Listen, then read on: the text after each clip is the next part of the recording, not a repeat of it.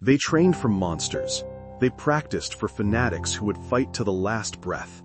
But when American soldiers hit Okinawa, they didn't just face soldiers. They found civilians who had been taught that surrender was worse than death. Women and children huddled in caves, eyes hollow with a fear older than the war. And yet, amid the shell craters and ruined homes, something unexpected happened. GIs started to reach out, to pull people from rubble, to hand over a canteen or a piece of chocolate. Why would men who had every reason to hate risk everything to save their supposed enemies? 1945, Okinawa is a hellscape. Relentless American artillery has pulverized the village of Shuri into dust and splinters. Roofs are gone, streets reduced to choking corridors of rubble. The air tastes of smoke and metal, broken only by distant thunder and the occasional wail. Scattered belongings lie half-buried like ghosts of a life erased. People fold into shadows, breathing small and careful, while medics and soldiers pick their way through the ruin. And beneath the wreckage of one shattered home, a young mother presses her child to her chest, the world reduced to that one fragile heartbeat. Beneath the rubble of her home, a young mother, Sachiko Miyagi, clutches her daughter, Yuki. Dust coats their hair, every breath tastes of ash. The world above has folded into splinters, beams like broken ribs, paper-thin sunlight leaking through.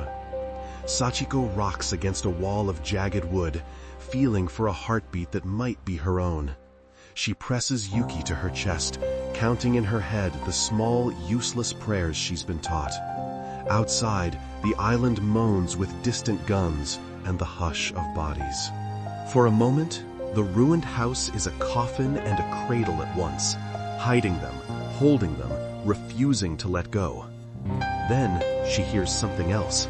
Above her, the wreckage breathes. Heavy boots, foreign voices. Sachiko freezes. Every lesson, every poster, every whispered warning swelling into terror. Those sounds were taught to be worse than death.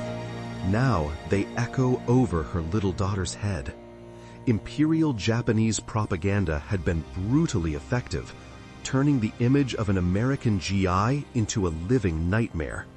Posters, school lessons, radio broadcasts, and whispered warnings painted U.S. soldiers not as men, but as demons, torturers, rapists, murderers, whose mercy never existed.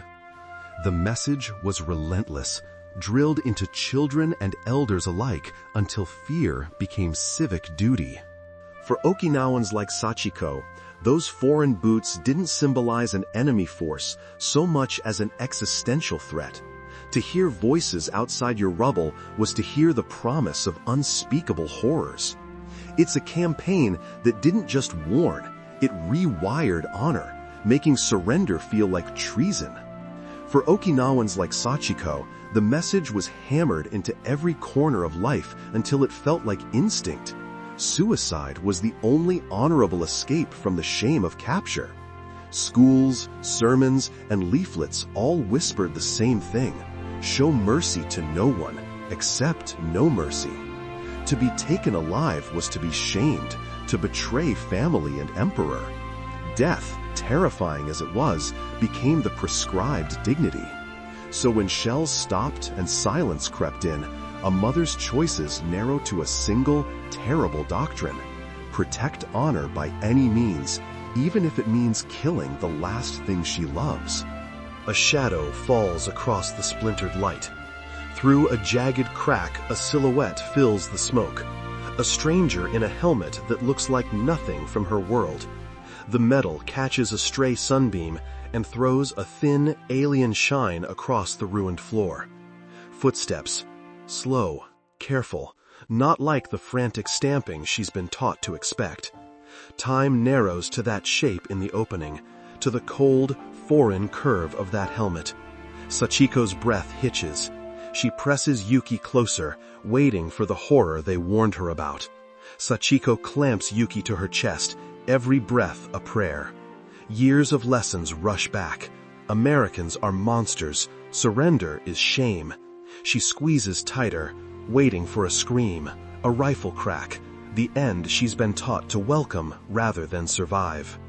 Danny Kowalski, a young private, leans into the gloom and sees them, mother and child pressed like a secret into splintered wood. He expects a trap. Instead, he finds only raw, palpable fear.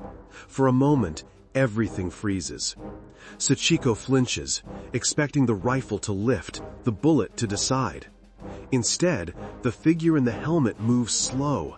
No sudden motion, no shout, just a hand. He reaches down, palm up, dirt-caked and open, as if offering the simplest thing in the world, trust. For a moment, everything freezes. The smoke, the splintered wood, the tiny breath of the child against her chest. She sees the grime under his nails, the tremor in his fingers. It's an ordinary, vulnerable human gesture in the unlikeliest place. It lands like a stone. It shifts what she thought she knew about who could save them. For Sachiko, that outstretched, dust-caked hand is impossible. An answer that doesn't match a lifetime of warnings. Every poster, every sermon, every whispered story had painted these men as monsters. Surrender was shame. Mercy was a myth.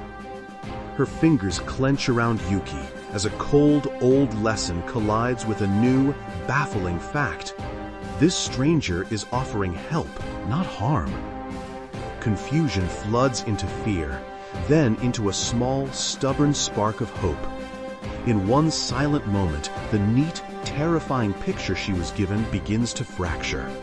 It's a tiny, fragile breach in a wall of lies, and it changes everything. Kowalski calls to his unit. For a beat, they freeze. Sniper cracks, artillery rumble. Then something changes. Weapons are lowered. Boots that had been closing in on a position pivot toward the rubble. Men who came to fight now come to pull.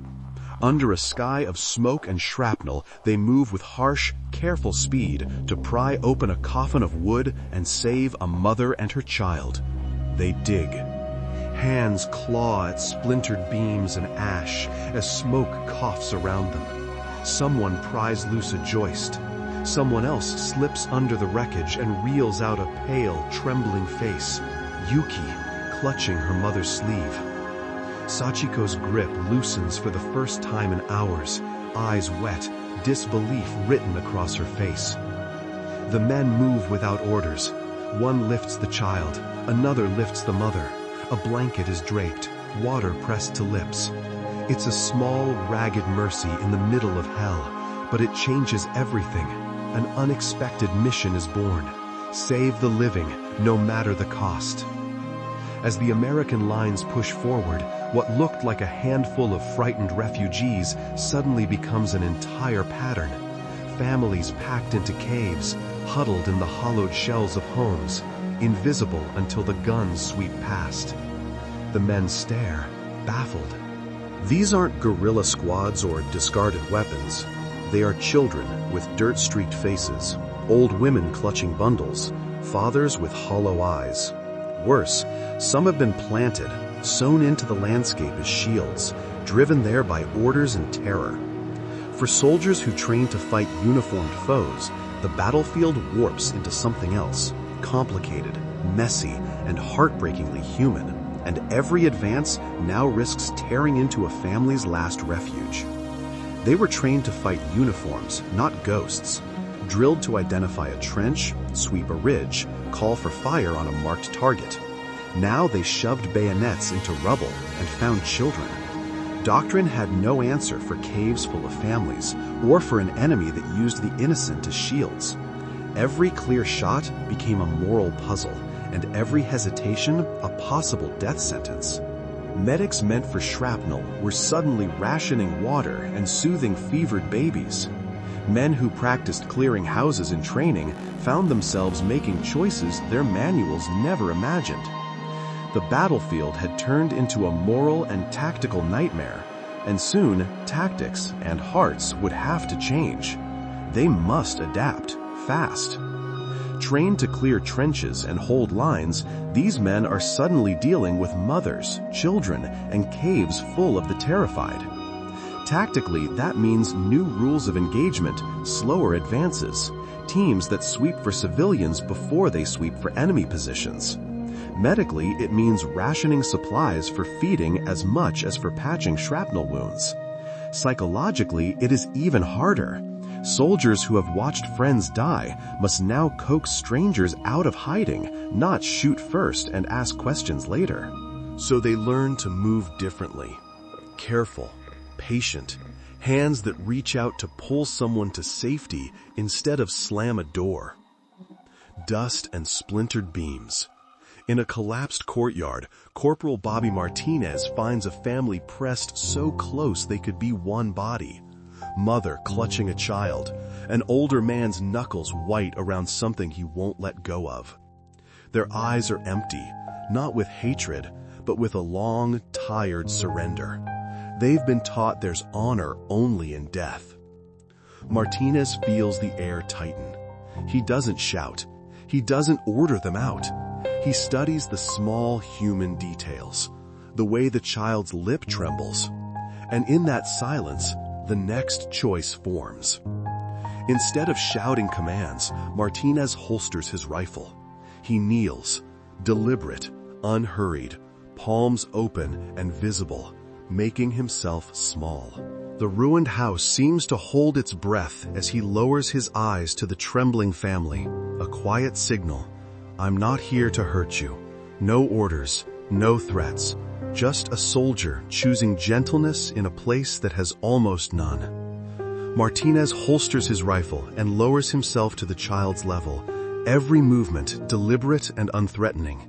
He fumbles a mud-streaked ration pack, peels back foil, and offers a small square of chocolate with both hands.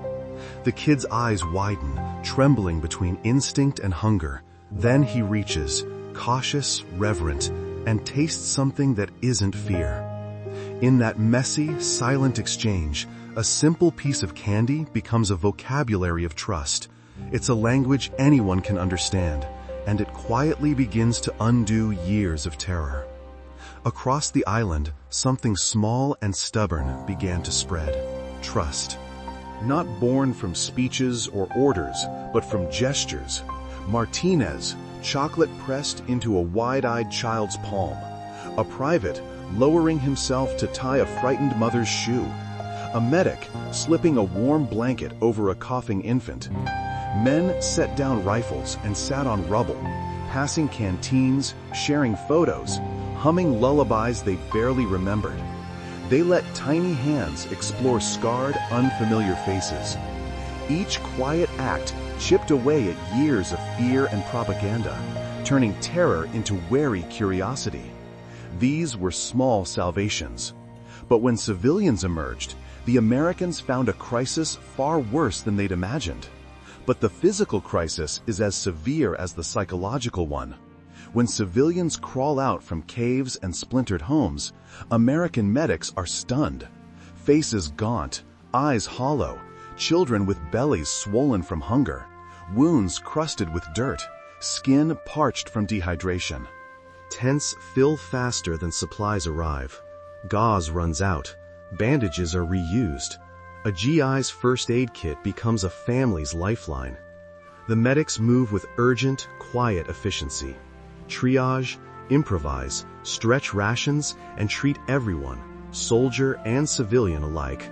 Because in that moment, the only order that matters is keeping people alive. When the dust clears, Dr. Robert Sterling's mobile medical unit finds not just wounds from war, but a slow, invisible siege. Gaunt faces, hollow cheeks, children too weak to cry, and infections festering from months without care. Medics who trained for shrapnel and blast trauma are suddenly triaging dehydration, packing makeshift IVs, and coaxing food into trembling hands. Tents overflow with families who have scavenged only roots and stale rice.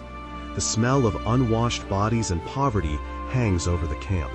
Sterling watches row after row of need and nose with a cold clarity that this is a humanitarian emergency, not a battlefield, and their supplies aren't nearly enough.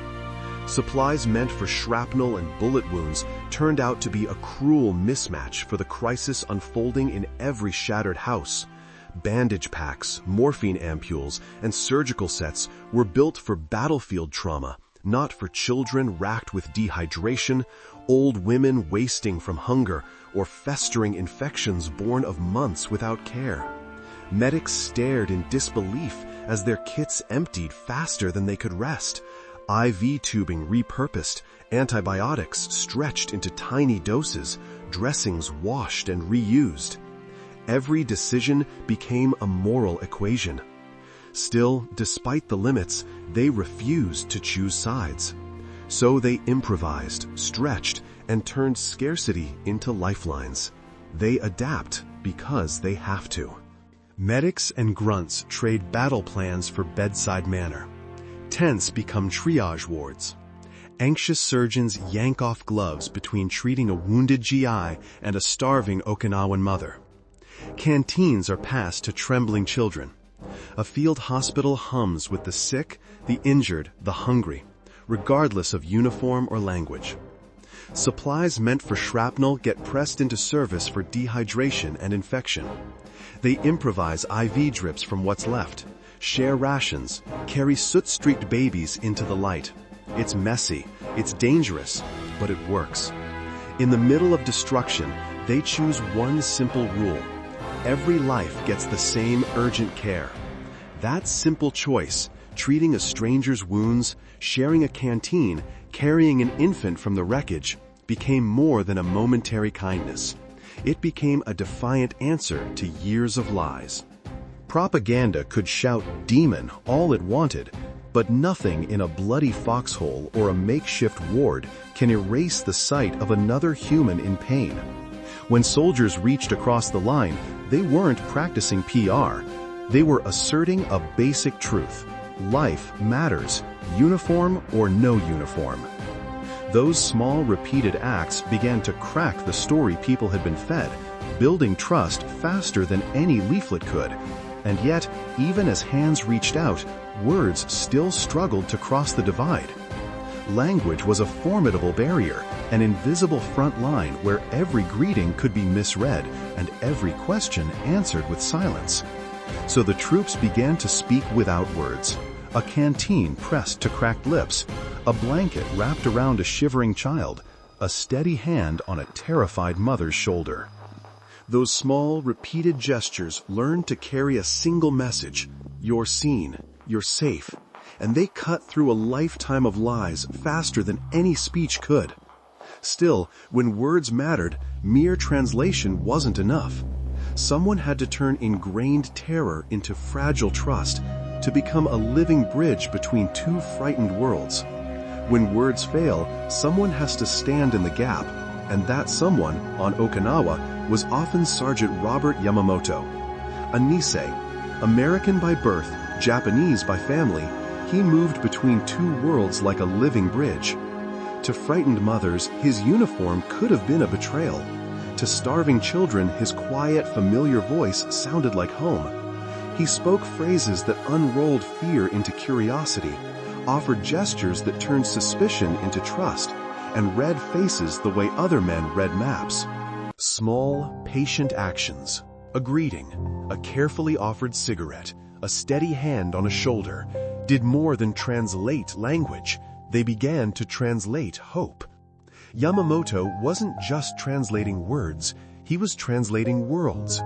As a Nisei interpreter, he read tone, posture, and history, softening an American command into a promise, reshaping Okinawan suspicion into cautious hope. He taught his platoon what a bow meant, and taught families that a shared canteen did not always signal danger. He chose words like small lifelines, explained why medics moved quickly, and stayed with terrified mothers as they tested the veracity of a stranger's kindness. Every phrase he spoke carried weight, every gesture a negotiation between cultures. In those moments, he became more than an interpreter. He was the human bridge between two enemies. Before them stands Sergeant Yamamoto, Japanese by blood, American by uniform, and everything the island has been taught to fear collides with everything their hearts recognize. To starving parents raised on leaflets and rabid rumors, his helmet and U.S. patch scream enemy, while his face, his cadence, the tiny familiar tilt of his smile whisper home. That tension hangs in the air, heavy and electric. Mouths open, then close, hands freeze. For a moment, propaganda and family history stare one another down, and the first thin cracks of doubt appear. He is both proof and puzzle, an opening that can turn suspicion into the first fragile trust. Yamamoto became more than a translator. He was a living rebuttal to years of fear. When he crouched beside a trembling mother and spoke in a soft, familiar Japanese, clear, measured, without military jargon, something in her posture changed. He didn't offer abstract promises. He named food, shelter, medical care, and the simple human act of not hurting her child. His voice carried the weight of shared language and shared history, and in that moment, the propaganda that Americans were monsters fell away like a thin shell. His words loosened hands clenched for suicide and opened a small, dangerous space for trust. The space other soldiers would soon fill with candy and blankets. But nothing breaks down barriers faster than interactions with the children. Soldiers, thousands of miles from their own families, see in those small faces the same fear and stubborn hope they know at home, and something inside them shifts. A cautious smile, a reached hand. Eyes that once widened at the sight of a foreign uniform soften when a GI hands over a scrap of chocolate or a family photo.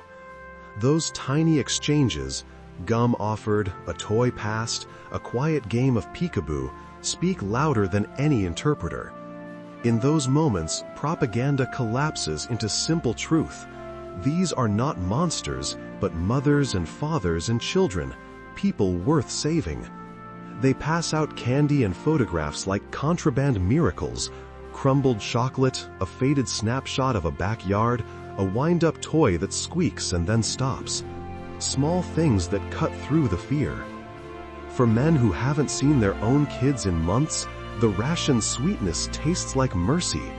For Okinawan children, it tastes like a betrayal of every poster and schoolroom lesson that taught them to hate. Those tiny exchanges make a strange, urgent language, a laugh, a sticky hand, a held photograph. In those moments, the war shrinks to the size of a candy wrapper, and a child who was taught to scream now stares, curious, at the face of the man who offered it. Hiroshi Nakamura was 8 years old when his world quietly shifted.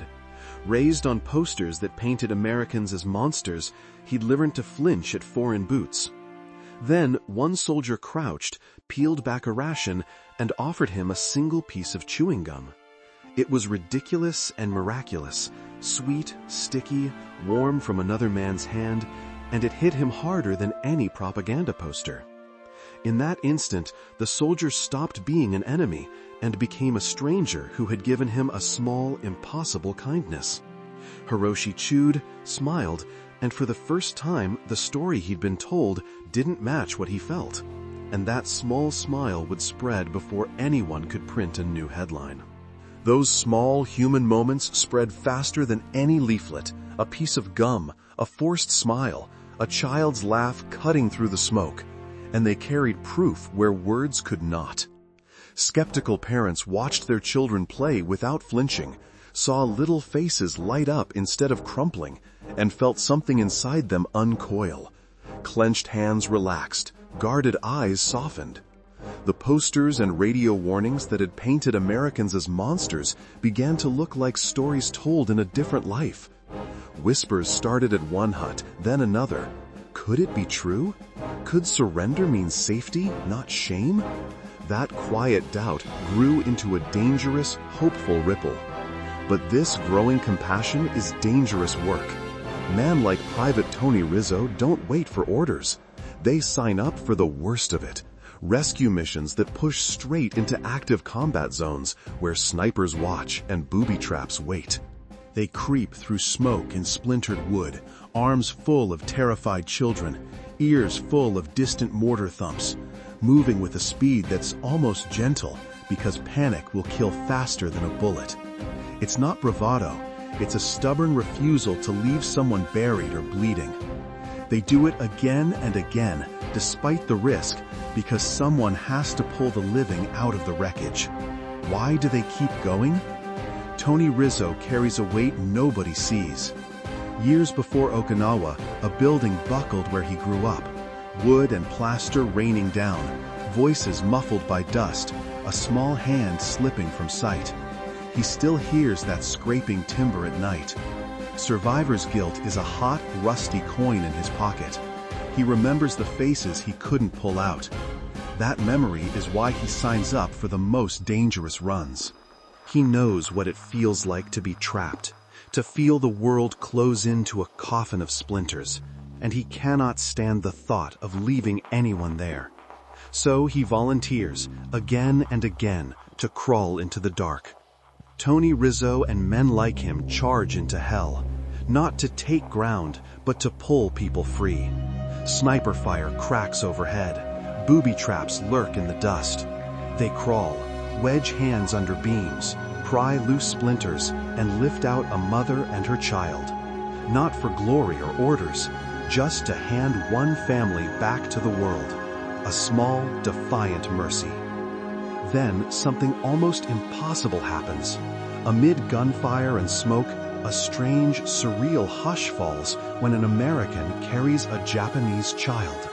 Snipers who had been picking off shapes in the dark lower their rifles. Bullets stop mid-flight, like someone pressed pause.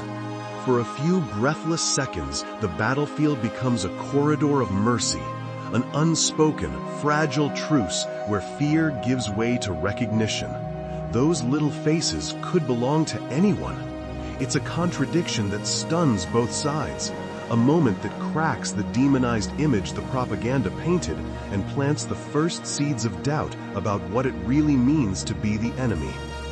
For a few breathless seconds, the guns stop talking. Snipers who had pinned men down minutes before simply watched as Americans cradled Japanese children and moved them through blast-scarred earth. Rifles tilted, eyes fixed, a hush where bullets should have been. Mothers peered from rubble, stunned into silence.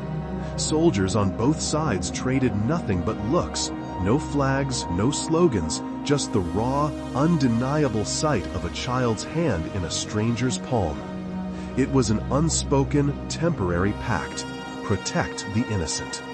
That fragile truce did more than spare lives in that moment. It cracked the simple story of monster versus monster, forcing everyone to reckon with something harder to shoot: shared humanity. This flips everything soldiers were taught. It tears at the neat lines the army drew between friend and fiend.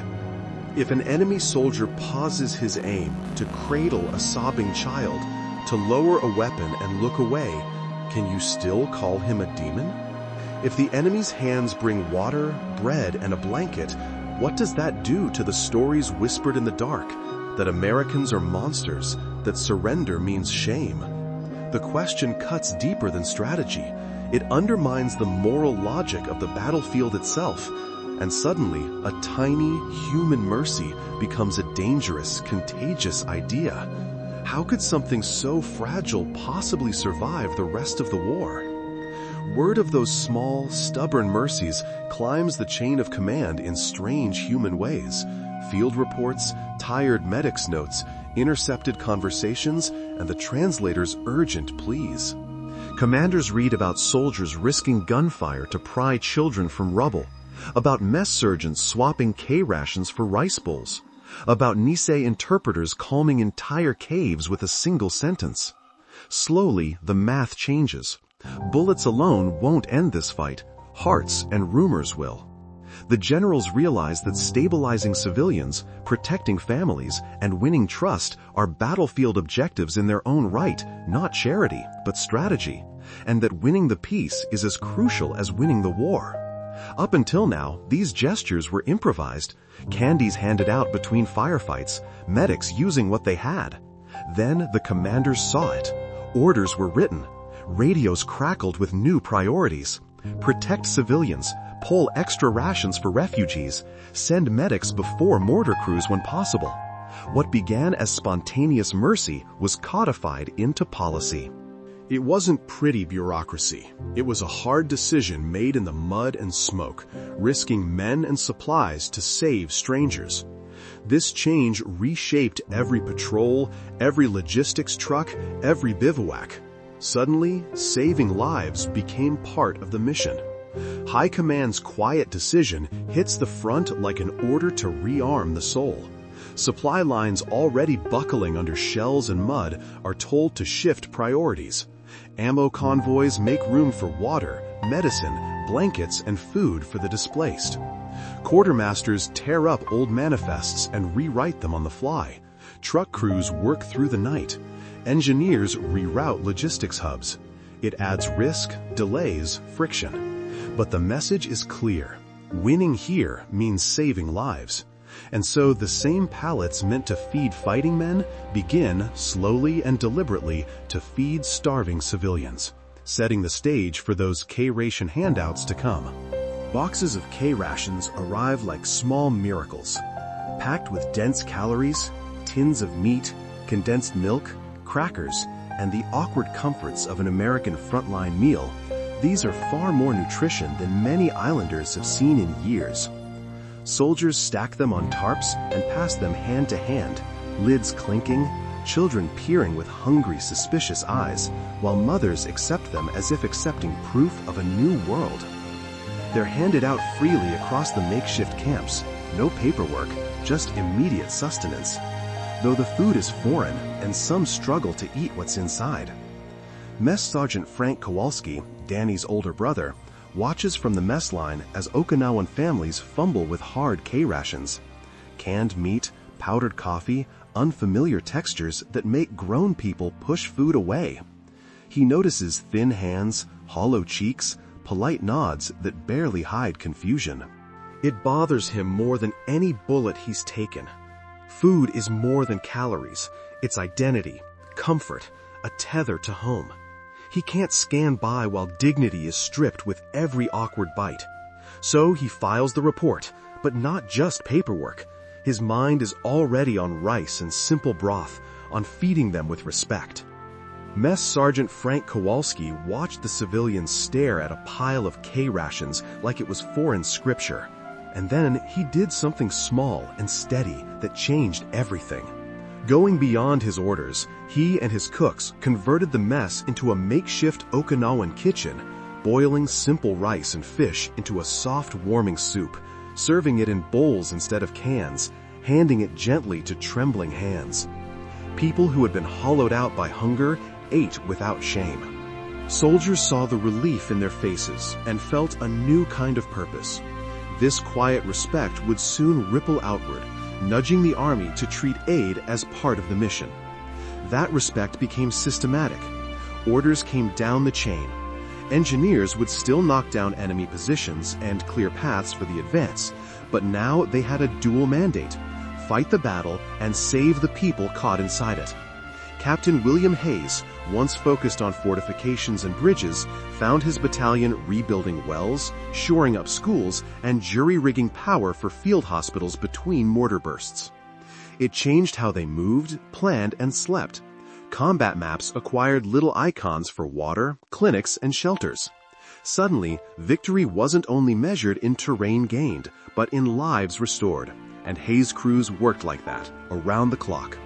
Alongside their normal military objectives, Captain Hayes' engineers are handed a second, urgent mission: fix what war broke.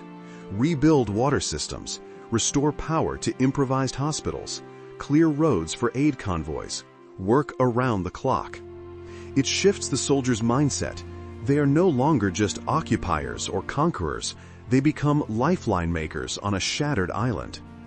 Hayes' battalion works around the clock, racing to rebuild shattered water treatment plants, splice scorched power lines, and get generators humming in field hospitals. They clear roads choked with wreckage so aid convoys can reach the hungry. At dusk and dawn, men in grease-streaked uniforms pry, weld, and pump, small, furious acts of repair that become lifelines for a broken island. They repair damaged schools and hospitals with a speed that feels impossible. Roofs patched, classrooms cleared of rubble, ward lights buzzing back to life. Engineers and soldiers become carpenters and nurses overnight. The steady rhythm of hammers and generators replaces the constant thunder of artillery, if only for a moment. Children who had been hiding in caves run back to desks that are no longer shards and splinters, but wooden benches and chalkboards. Nurses unwrap clean bandages and set up beds with hot water, and parents stand at the edges, mouths open, tears drying on dusty faces. Because in a war that promised only ruin, this sudden competence reads like a miracle. It wasn't just scaffolding and generators. Every repaired pump, every cleared road and working clinic sent a simple, unmistakable message. We aren't here merely to win a battle. We're here to help rebuild lives. That line, short, clear, cut through months of terror and lies. For starving families, a bowl of rice and running water mattered more than speeches. For parents, seeing a school roof repaired meant a future for their children. Little by little, suspicion softened into something else, cautious hope. The Americans' actions spoke louder than any leaflet, and that shift would change the island's fate long after the guns fell silent. They even set up temporary schools in the camps, simple tarpaulins and blown-out rooms repurposed into classrooms. Blank chalkboards appeared where there had once been smoke. Rows of kids sat on crates and blankets, clutching scavenged pencils. Soldiers helped haul benches. Local women and a few teachers began to teach songs and basic arithmetic. For the first time in weeks, children laughed without flinching. It was small, stubborn work, lessons in chalk and routine. But in a world turned upside down, those classrooms handed kids back a sliver of normal. They turned battlefields into classrooms.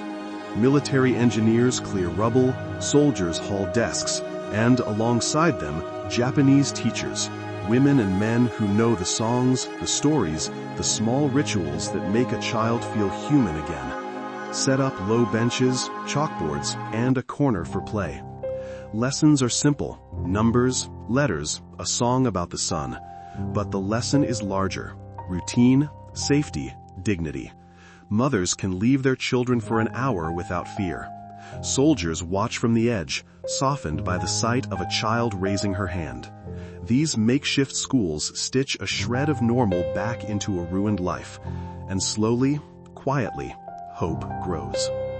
Little by little, the patchwork of meals, rebuilt wells, hastily repaired schools, and quiet moments with interpreters does what years of thunderous propaganda never could.